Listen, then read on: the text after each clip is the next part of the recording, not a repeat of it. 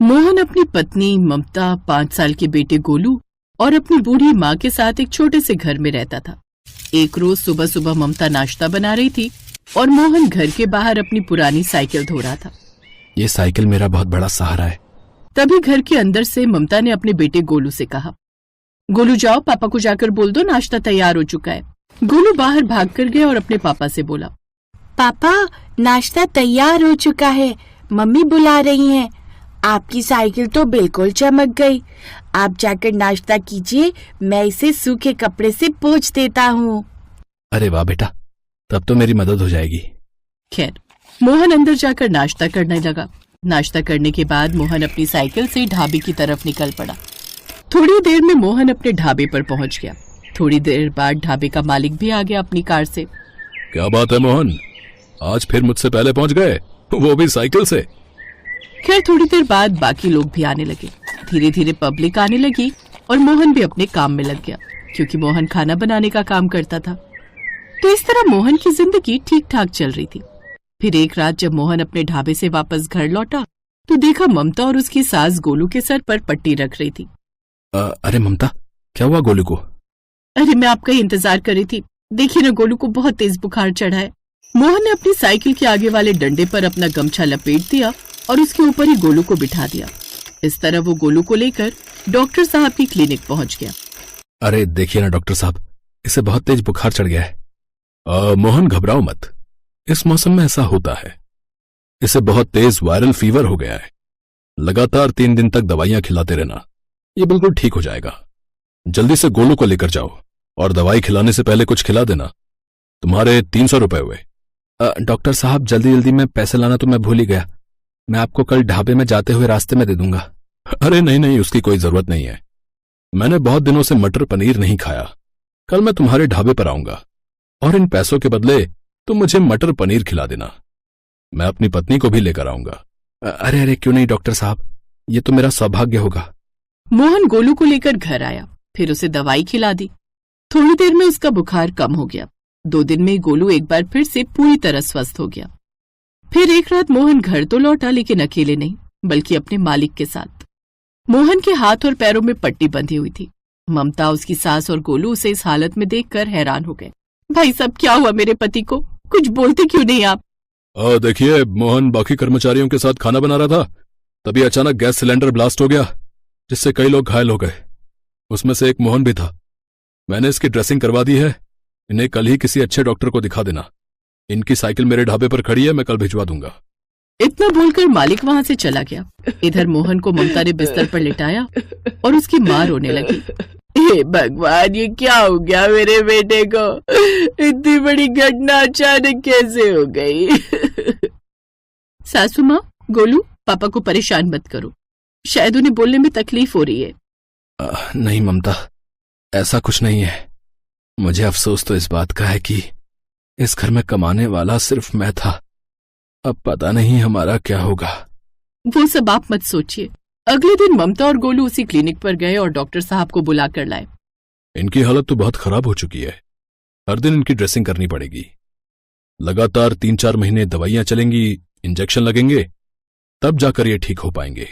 Doctor साहब, इसका मतलब 3-4 महीने तक मोहन कोई काम नहीं कर पाएगा।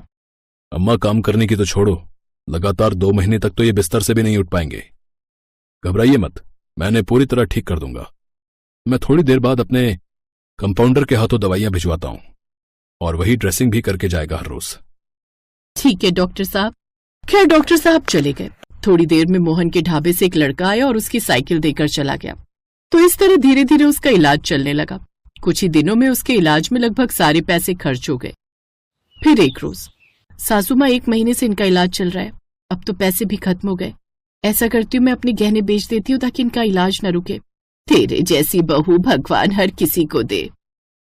ममता ने अपने गहने बेच दिए और उसका इलाज जारी रखा, लेकिन धीरे धीरे वो पैसे भी खत्म हो रहे थे, क्योंकि बाकी के पैसे खाने पीने में भी तो खर्च हो रहे थे। फिर एक रोज, मोहन जी, सासू माँ, अब तो हमारे पास कुछ बेचने के लिए भी नहीं बचा। इन्हें ठीक होने में अभी कम से कम 2 महीना लगेगा, इसलिए अब मुझे कोई ना कोई काम पकड़ना ही होगा। अरे ममता, लेकिन तुम क्या काम करोगी? जो काम आप करते थे वही काम आपके बदले अब मैं करूंगी। और वैसे भी मैं आपसे अच्छा खाना बना लेती हूँ। अगले दिन ममता उसी ढाबे पर चली गई जहाँ पर मोहन काम करता था और मालिक से काम मांगने लगी। देखो ममता, ये कोई बड़ा शहर नहीं बल्कि गांव है। इस गांव की महिलाएं घर की चार दीवारी में ही अच्छी लगती हैं। तो बुरा मत मानना, लेकिन मैं आपको काम पर नहीं रख सकता। ममता उसके सामने गिड़गिड़ाती रही, लेकिन मालिक ने उसकी एक ना सुनी। वापस लौटते वक्त वो मन ही मन सोचने लगी, आज के समय में भी लोग स्त्री और पुरुष के बीच भेदभाव करते हैं, लेकिन कोई बात नहीं, काम तो मुझे करना ही होगा।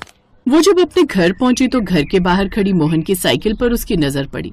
साइकिल देखकर उसके मन में एक आइडिया आया, जो काम मेरे पति करते थे वही काम मैं भी करूंगी, लेकिन किसी दूसरे के अंडर नहीं, बल्कि खुद मालकिन बनकर।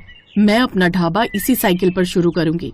इस बारे में उसने अपने परिवार से बात की। फिर अगली सुबह उसने चाय, कॉफी, मक्खन, ब्रेड, सारा सामान उसने अपनी साइकिल पर लाद लिया और गली गली जाकर बेचने लगी। सबसे पहले उसने स्कूल और फैक्ट्री के बाहर जाकर नाश्ता बेचा। सारे मजदूर उसके पास आ गए। सबको उसका खाना बहुत पसंद आया, इसलिए मजदूरों ने कहा, बहन जी, ये खाना जो है बिल्कुल घर जैसा है। हाँ, हम लोग यहाँ किराए के मकान में रहते हैं, खाना भी खुद ही बनाना पड़ता है। तो क्या आप हमें हर रात इसी जगह खाना दे दोगी? हम कुल मिलाकर जो है कितने 50 लोग हैं। हाँ हाँ, क्यों नहीं, मुझे अपना पता दीजिए, मैं 50 लोगों का टिफिन आपके रूम तक पहुंचा दिया करूंगी। तो इस तरह पहले दिन से ही उसका काम बहुत अच्छा चलने लगा। हर दिन 50 टिफिन का ऑर्डर उसे पहले दिन ही मिल गया। सुबह जब ममता साइकिल ढाबा लेकर निकलती थी और रात को वापस आती थी तो गांव की औरतें उसे ताने देने लगी, ये देखो, हमारे गांव की बेइज्जती करवा रही है, औरत होकर साइकिल पर चलता फिरता ढाबा खोल दिया इसने। लेकिन ममता किसी की भी बात पर ध्यान नहीं देती थी। वो चुपचाप अपना काम किए जा रही थी। धीरे धीरे वो पूरे इलाके में फेमस होने लगी, साइकिल पर चलता फिरता ढाबा के नाम से। ये बात जब कलेक्टर तक पहुंची तब उसने पूरे गांव के सामने ममता को सम्मान दिया। वहां पर ढाबे का मालिक भी मौजूद था। अब गांव वालों का सर शर्म से झुक गया। तभी ढाबे का मालिक मन ही मन सोचने लगा, मैं पिछले 20 सालों से अपना ढाबा चला रहा हूं, पर मुझे तो आज तक कोई अवार्ड नहीं मिला। मुझ में और ममता में अंतर सिर्फ इतना है कि मैं किसी की इंस्पिरेशन नहीं बन पाया। वेल डन ममता बहन, अब हो सके तो मुझे माफ कर देना। अब ममता पूरे शहर में फेमस हो गई।